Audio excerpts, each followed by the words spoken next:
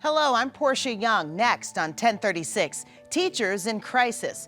We follow up with 3 MPS teachers to find out what's changed over the past year. You'll want to hear what they have to say. Plus, find out how one local community is using our award-winning documentary in a public program on youth mental health. And a sneak peek at a new documentary, Wisconsin Pride.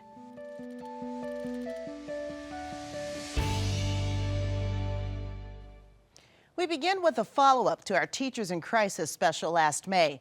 The school year is winding down, but not without continued concern for the number of qualified teachers in classrooms across the country and here at home. One of the biggest problems is retention. A Wisconsin Department of Public Instruction report indicates that 1 of every 3 new teachers in the state will leave the profession in just 5 years. In our special last year, 3 MPS teachers shared video diaries of their teaching days to help us understand what they have to deal with in the classroom. Producer Scotty Lee Myers asked those same teachers to do this again and found out one of those teachers is indeed calling it quits. My name is Angela Harris. I am currently a first grade teacher at Dr. Martin Luther King Jr. Elementary School. It's an African American immersion school here in Milwaukee, and I have been there for 7 years, but I have been doing education for over 20. My name is Lucas Weir. This is my 15th year teaching in the Milwaukee Public Schools, and I'm currently placed at Obama School of Career and Technical Education, and my technical position is a culturally responsive teacher leader. Ray Chappelle or Mick Chappelle to my students. I teach 5th grade, so pretty much like all the subjects except for like your art, music, gym. And yeah, I've been teaching there for 4 years now. At Allen Field, sorry.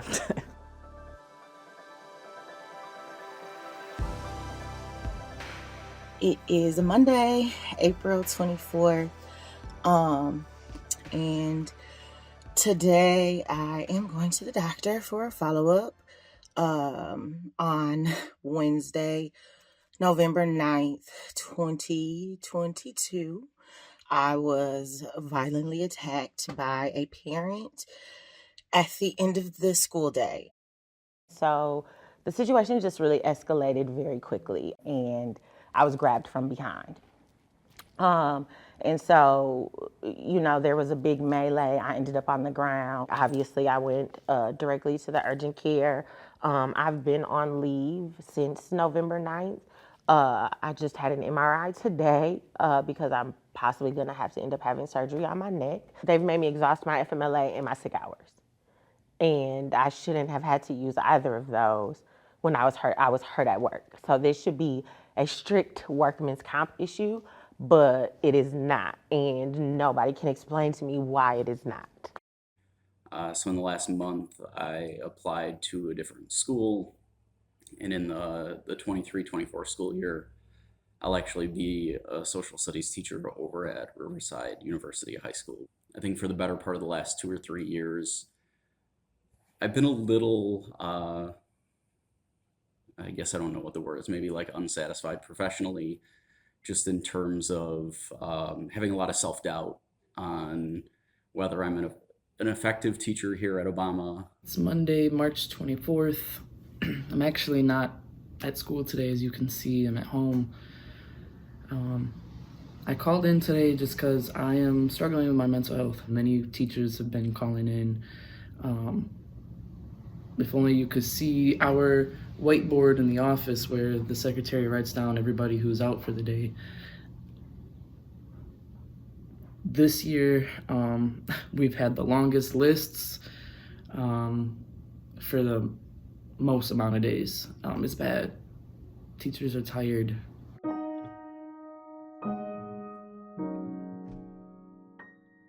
Good afternoon. Today is Tuesday, April 25th.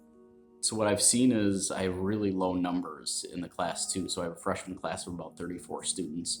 And I would say on a regular day, I see about 12 of my freshmen. Even though I know that I had seen others during the day. They just opt out in different ways, whether they go home early or just, finding ways to not be in class in the building. So check back in tomorrow. Hey, it's Tuesday, April 25th, end of the school day. So here's our issue in 5th grade. We as 5th grade teachers are responsible for teaching human growth and development for health this year. But today we were told that we have to give up our either science or social studies block. Yes, that's right. My students only get either science or social studies for 30 minutes each day. If I want to, teach both science and social studies in the same day, I have to take extra time to find a way to integrate that into reading. Where do I find that time, you ask? In the 45 minutes that I have to plan 3 out of 5 days of the week? 45 minutes is not enough time to create a truly engaging lesson. So I take that time out of my weekend where I'm not getting paid.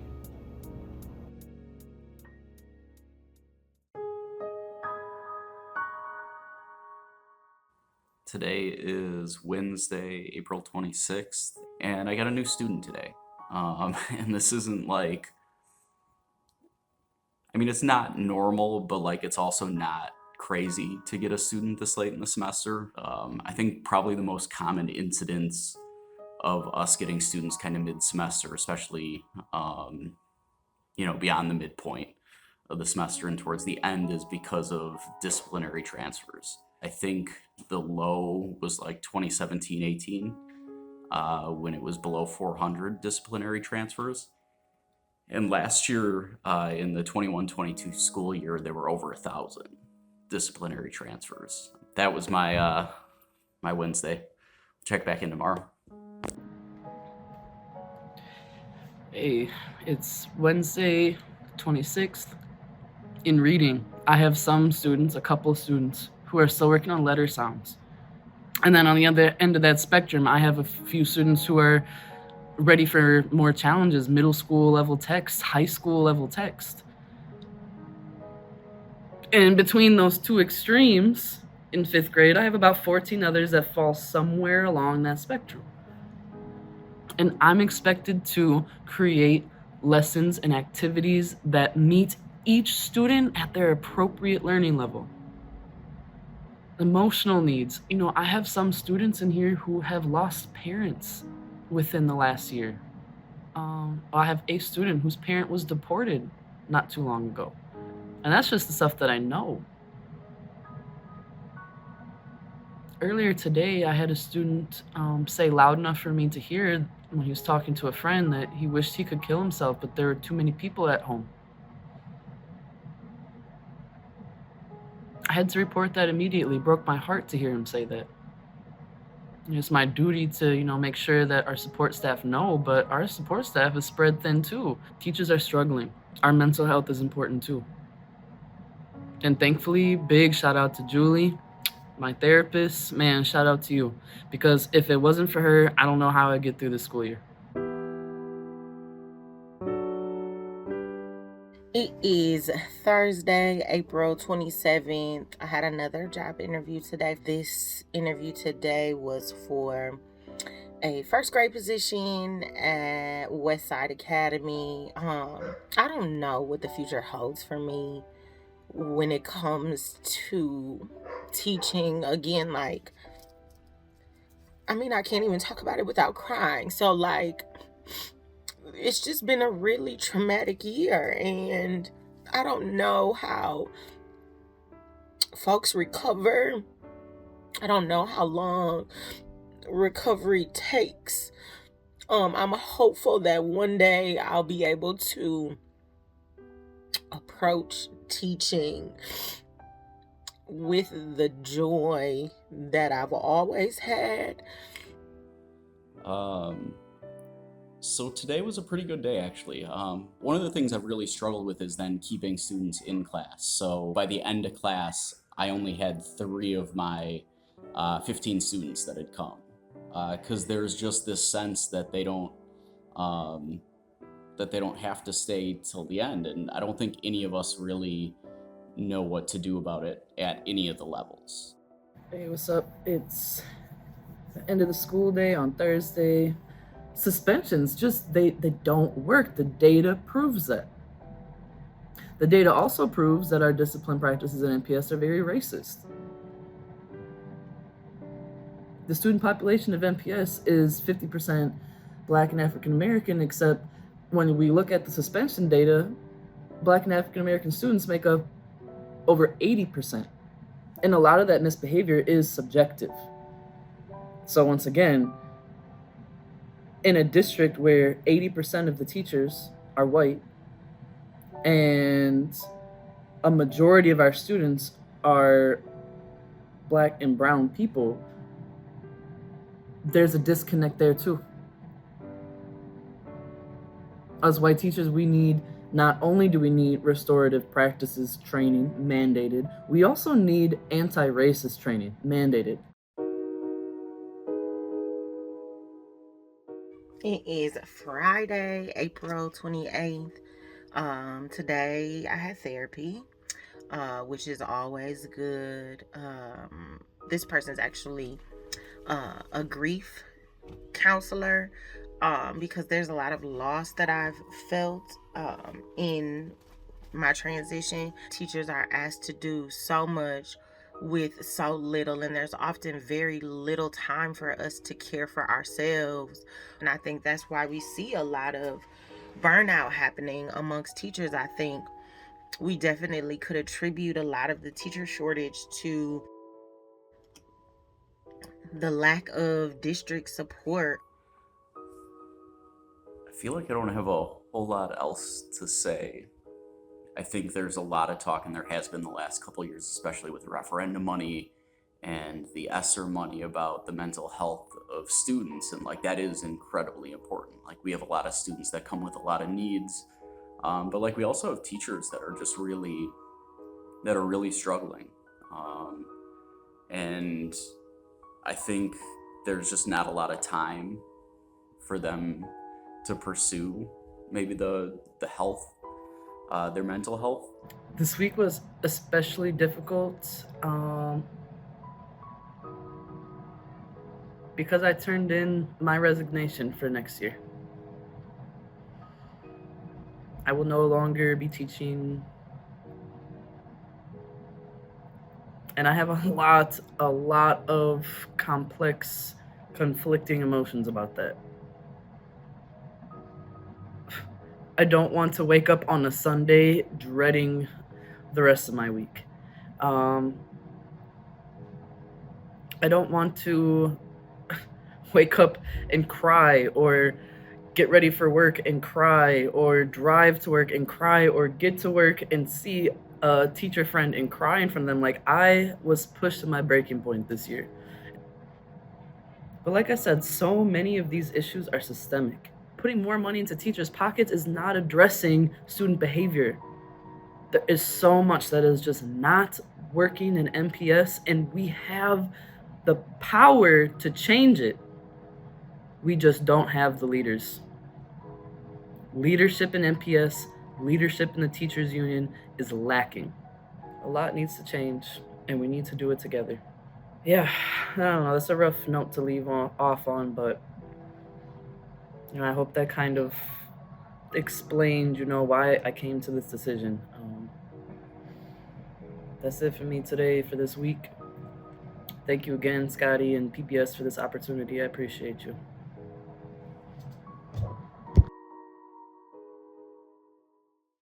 We did ask the teachers union to respond to the leadership issue, but did not get an official comment by deadline. We reached out to MPS for comment on the Angela Harris situation and the mental health of teachers. The district responded by saying it is against district policy to discuss medical or personnel records. MPS does provide a menu of free resources to employees that include mental health needs. The mental health of our children and communities remains a priority. One local community is using our award-winning documentary, Kids in Crisis, You're Not Alone, for an upcoming public program on this important issue. Joining me now are two public health experts from the Oak Creek Health Department, Carrie Wardius, who is a public health nurse, and Sabrina Einhorn, who is a public health specialist at Oak Creek. Thank you for being here on 1036. Thank you. So Sabrina, I'm going to start with you. Youth mental health and the focus on it is really part of your Healthiest Oak Creek initiative. Can you talk a little bit more about that program and what it is? Yeah, the Healthiest Oak Creek Coalition was started in 2021. We're a group of community members and organizations that are passionate about the health and well-being of the Oak Creek community. We work to identify priority areas that are specific and relevant to Oak Creek. We then develop work plans to address them. We currently have two top priority areas that were informed using community input and data sources. Those two health priority areas are substance misuse and mental health. This month we are very much so focused on mental health given our upcoming event. Yes, and May is Mental Health Awareness Month, so thank you for doing that. So Carrie, I'm going to turn to you a little bit. What trends regarding youth mental health are you seeing play out in Oak Creek, especially post-pandemic? Yeah, so we're extremely fortunate to have members of our school district on our Healthiest Oak Creek Coalition because they have tremendous insight into the mental health of our youth, especially in the schools. And what they've shared with us is that the trends in our schools mirror what's happening in Wisconsin and across the nation. And so the Wisconsin Youth Risk Behavior Survey showed that there was an increase in youth that had symptoms of anxiety and depression that increased from 2019 to 2021. And also the percentage of students that reported seriously considering or even attempting suicide increased from 2019 to 2021. Obviously, we don't have the 2023 data yet. It'll be interesting to see what that shows. But that's why we chose to focus on youth with this community event because we really want to try to reverse those trends. Exactly. So how do you think our documentary that shined a light on this topic, how do you think that will help with the programming? Sabrina. Yeah, this documentary really helps to show youth that they are not alone and that many of their peers are experiencing the same challenges and issues that they are as well. And it serves to remind them that it is okay to talk about it with their peers and also to remind them that adults also are available to help them when they need and to just lend a hearing ear. This documentary, we're excited about it so it can help us to engage our community in conversations about mental health. We really want to create a community that is confident and comfortable talking about mental health, not only their own mental health, but talking to others about their mental health, checking in on one another, which is also why we are excited to host a panel discussion after the documentary screening. It'll really help us to start that conversation, which will hopefully continue long after the event. Okay, so Carrie, what specifically in the documentary, what resonated with you when you saw it? You know, mental health is a public health crisis. The Surgeon General actually declared it a public health crisis last year. So we are seeing a lot more funding to support mental health initiatives across the state and across the nation, which is a good thing. But I think we still need to work on the stigma of mental health. We have come a long way. There are more people reaching out for help, but still we need to look at mental health the same way we look at any other aspect of a person's well-being. You know, if you had something wrong with your heart, you wouldn't ignore it, you would go get help for that. Well, you know, our brain, which controls everything, and our mind, we really need to be kind to our mind because if we can get this right, we can really change the trajectory of a person's life. And two of the four young people who were in the documentary are going to be part of your panel discussion. So I think, did their stories, is that really what resonated with you, hearing them in their own words? Absolutely. And we're so excited. We're very blessed to be able to have them on our panel discussion. Because when you see them on film and then when you see them in person, to be able to talk with them. And actually one of the parents of one of the youth will be on the panel as well, along with a professional. So bringing the community together with those professionals and connecting youth and parents with those resources, I think will help get people in the right direction. Definitely gets the conversation started in a really powerful way. So the screening, again, that panel discussion. Sabrina, who else is going to be a part of that besides the two in the documentary? Yeah, like Carrie said, one of the parents of one of the individuals featured in the documentary, and then also a local health professional. And then in addition to the panel discussion, we have also invited several other local mental health service providers to attend the event. They'll be available for information and resources before the documentary screening begins. Well, thank you very much for what you're doing for the Oak Creek community. Thank you for being here on 1036, Sabrina Einhorn and Carrie Wardias from Oak Creek Health Department. So again, the screening will include that panel discussion. The program is open to the public. It will happen May 23rd at the Oak Creek Community Center, which is on South Howell Avenue. Food trucks will be there at 4:30 p.m. and the screening begins at 5:30, followed by, again, that panel discussion. If you would like more information, please call the Oak Creek Health Department at 414-766-7950. A new PBS Wisconsin documentary on the LGBTQ plus history in Wisconsin will air on Milwaukee PBS June 20th at 7 p.m. The 2-hour documentary is a collaboration between PBS Wisconsin in Madison and the Wisconsin Historical Society. Milwaukee PBS producer Scotty Lee Myers spoke with one of the producers of Wisconsin Pride. Andy, thank you so much for joining us on 1036. Thank you so much for having me. So the beginning of the documentary features a historian who says, history is more than the written record and important dates. It's about people, even those who go unseen. What made you choose this subject, and what do you see as the film's core mission? Sure. Well, this project has been in the works for quite a long time, and it comes out of our collaboration with the Wisconsin Historical Society. And they published a 2-volume set by R. Richard Wagner, a very exhaustive LGBTQ history of the state, which is just great source material. So as that was being developed, we were developing this project. And the mission really is to kind of tell those stories that have so often been hidden or untold.